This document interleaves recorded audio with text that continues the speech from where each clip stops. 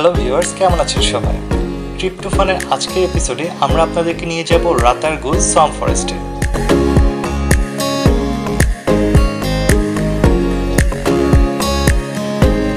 Ratargul swamp forest সিলেটের গোয়াইনঘাটে অবস্থিত বাংলাদেশের একটি মিঠা পানির জলাবন।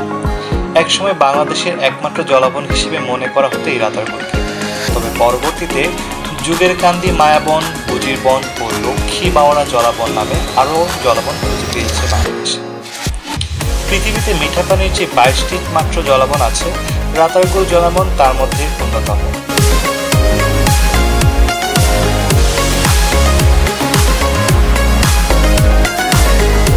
এই জলাবনের আয়তন 3325 একর।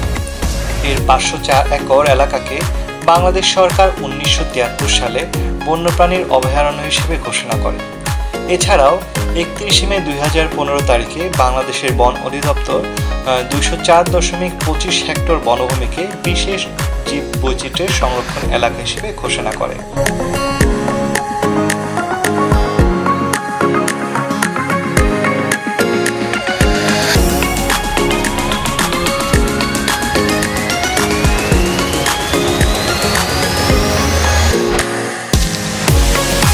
চিরসবুজ এই বন গোয়াইন নদীর তীরে অবস্থিত এবং চেঙ্গির খালের সাথে একে সংযুক্ত করা হয়েছে।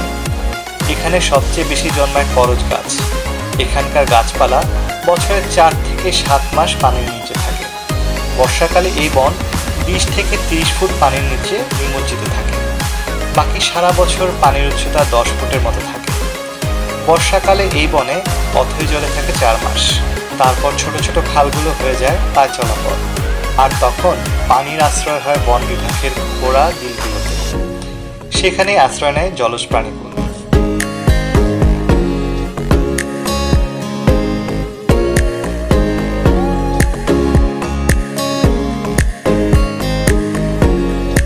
এই বন মূলত প্রাকৃতিক বন হলেও পরবর্তীতে বাংলাদেশ বন বিভাগ বেত, কদম, হিজল, মুর্তা সহ নানা জাতের জলসহিঞ্চু গাছ লাগিয়েছে। এছাড়া জলমগ্ন এই বনে রয়েছে হিজল, করজ আর বরুণ গাছ, আছে পিঠালি, অর্জুন, ছাতিম, গুটি জাম, আছে বট গাছ।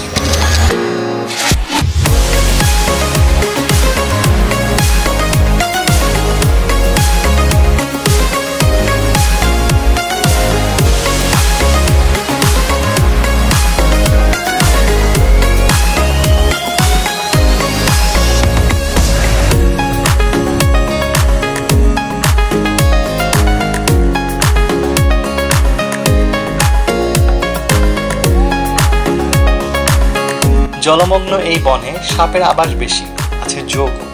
শুকনো মৌসুমে বেজিও দেখা যায়। এছাড়া রয়েছে বানর, গুইসাপ। পাখির মধ্যে রয়েছে সাদা বক, দেশি কানিবক, মাছরাঙ্গা, টিয়া, বুলবুলি, পানকৌড়ি, ঢুপি, ঘুঘু, চিল এবং বাজ পাখি।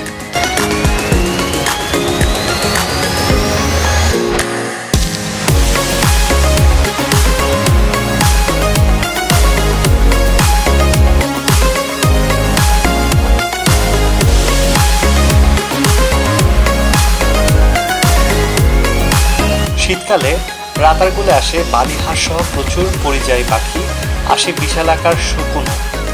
মাছের মধ্যে আছে ট্যাংরা, খলিশা, রিটা, পাবদা, মায়া, আইড়, কালিবাউ, রুই সহ বিভিন্ন জাতের মাছ।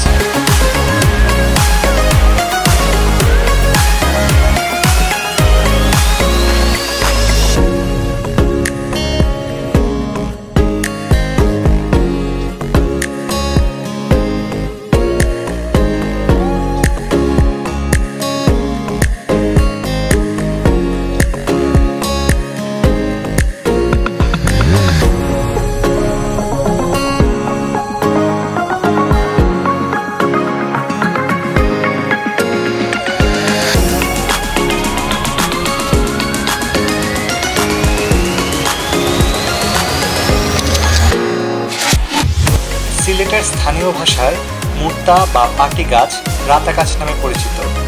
সেই রাতা গাছের নাম অনুসারেই এই বনের নাম রাতারগুল।